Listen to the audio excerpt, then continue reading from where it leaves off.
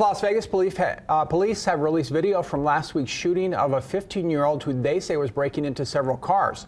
Investigators said the North Las Vegas teen fired twice at officers. Once they confronted him, and a second time after they chased him through the neighborhood. The suspect, who is not being named, was treated for a non-life-threatening gunshot wound to the arm.